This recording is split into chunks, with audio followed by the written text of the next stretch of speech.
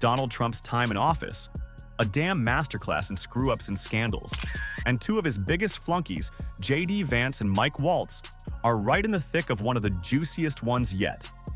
Of course, I'm talking about Signalgate, the very damn reason Mike Waltz got the boot today. And if you thought they couldn't find a way to make this whole damn mess even worse, especially with all eyes on Signalgate, you're dead wrong. Cause texts between Vance and Mike Waltz just leaked, creating a whole new level of damn humiliation for Donald Trump, and we're about to dive right in. But before we get to that, if you could hit that like button, and if you haven't already, subscribe to the channel, it'd mean the damn world to me. Now, it wasn't just those texts that made Vance's day a total damn train wreck. He also got grilled by Brett Baer about Mike Waltz's firing. And we're gonna break down that interview, which, believe it or not, started with a question about the damn economy. The president thinks that we have to make more of our own stuff. The economy shrank. First time in 3 years. People are pointing to the tariff policy. There are people looking at their 401ks that are worried. What do you tell them? Is this going to work?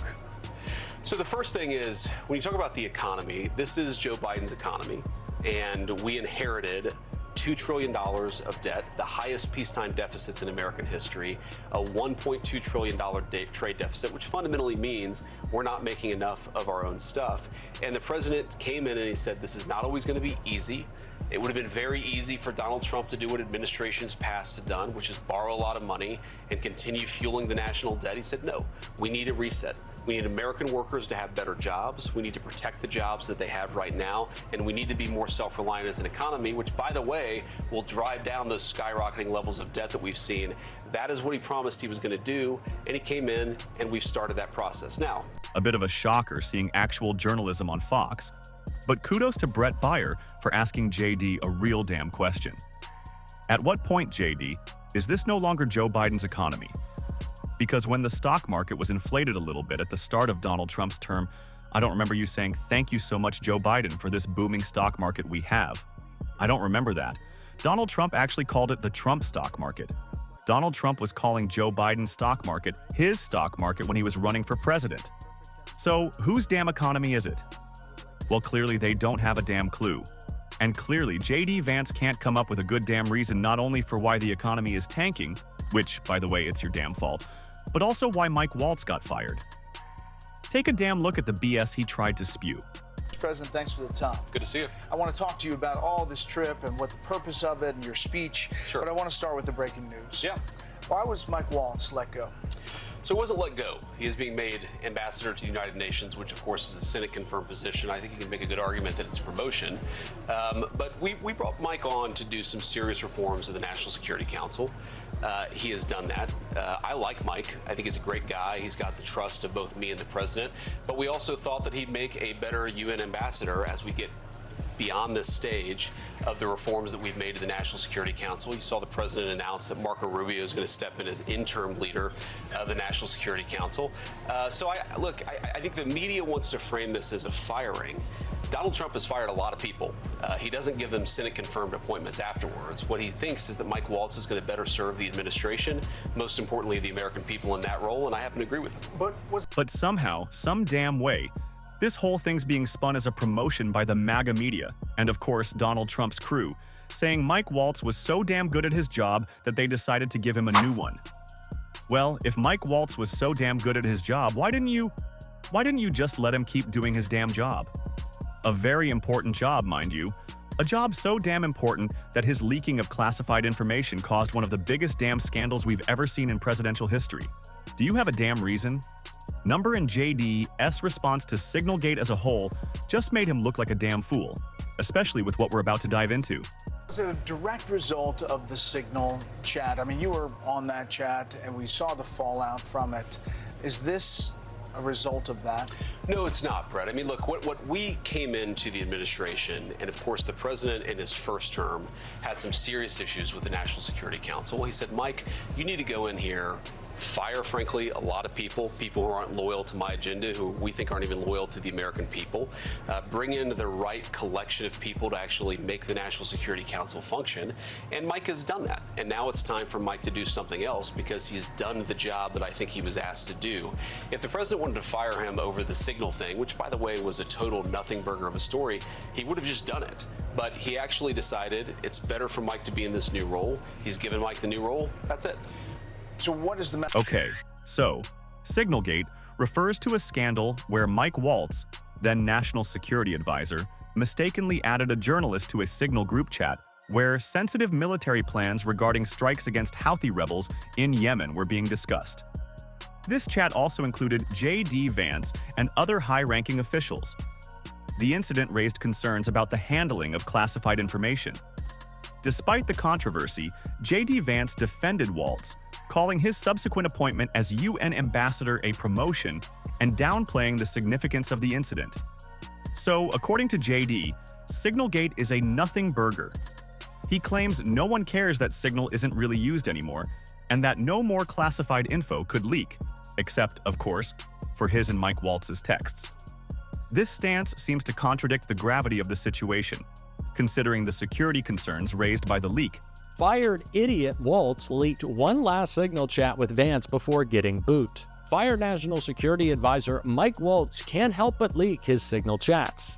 Waltz, whose downfall was precipitated by Signalgate in March, was photographed on the messaging application again on Wednesday during his final cabinet meeting as a member of Donald Trump's cabinet. A zoomed-in look at Waltz's phone shows he was texting Vice President J.D. Vance and had a voice call with Director of National Intelligence Tulsi Gabbard. In other Signal chats, the list of names were Secretary of State Marco Rubio and Special Envoy Steve Witkoff. I have seen confirmation from my counterpart it's turned off.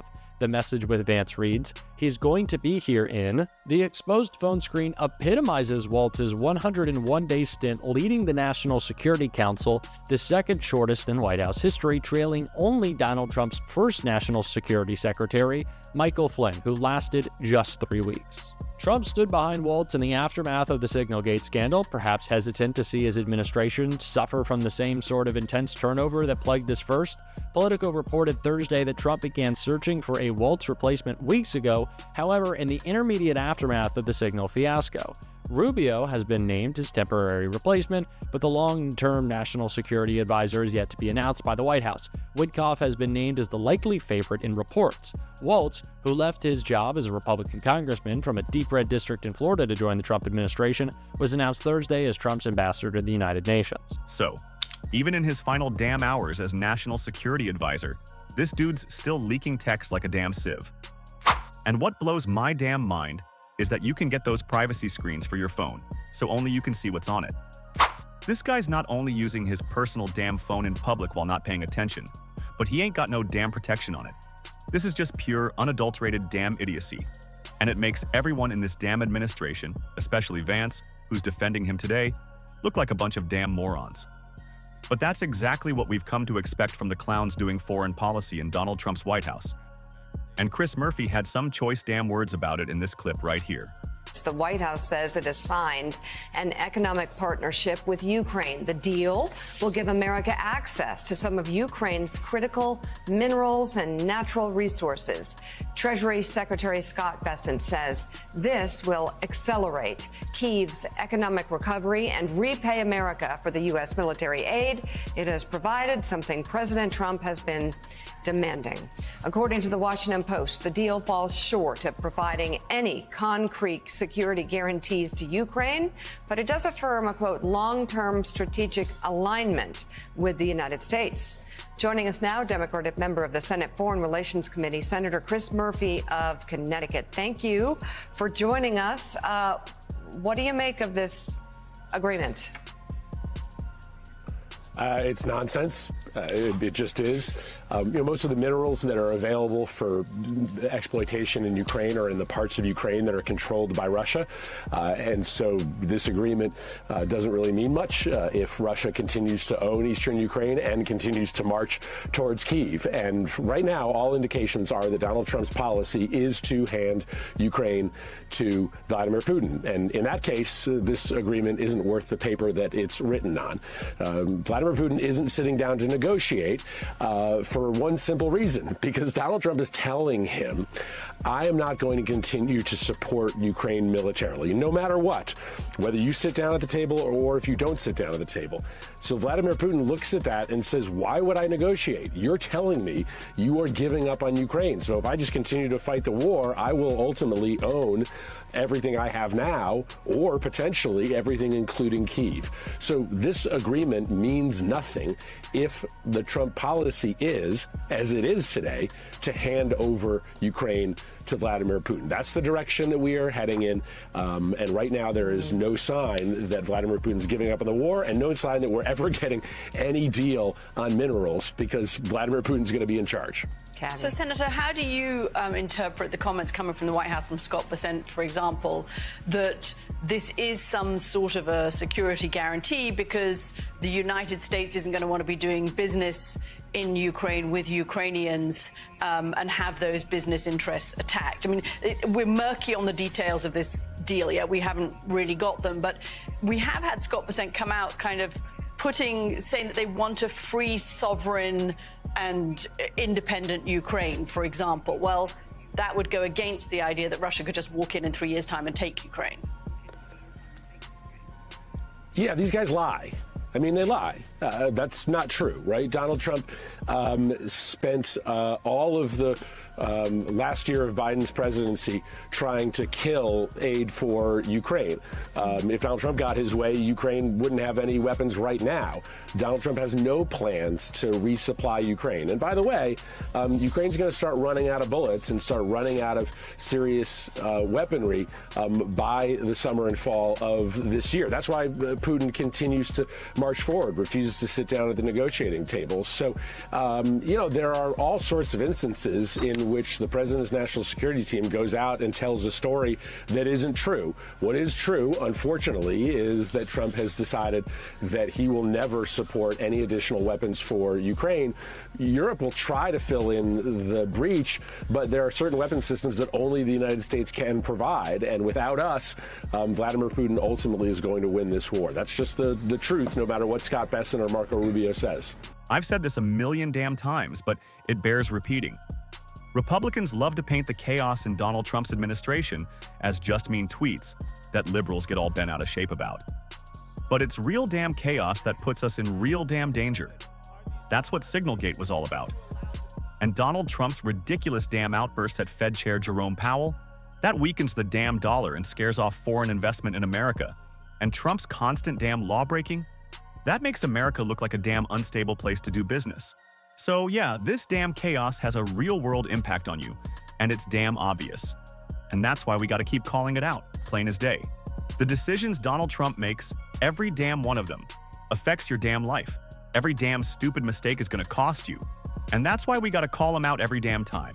We're sure as hell doing it on this show. And if you want to support that, hit that subscribe button, give this video a like, and if you made it to the end, drop a blue heart in the damn comments. Until next time, I'll see you soon.